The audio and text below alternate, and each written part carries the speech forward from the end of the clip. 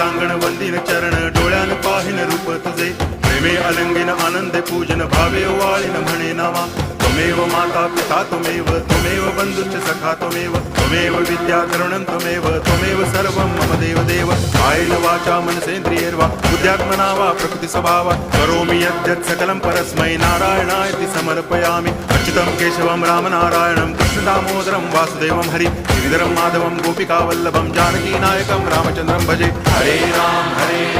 Ram Ram Hare Hare Hare Krishna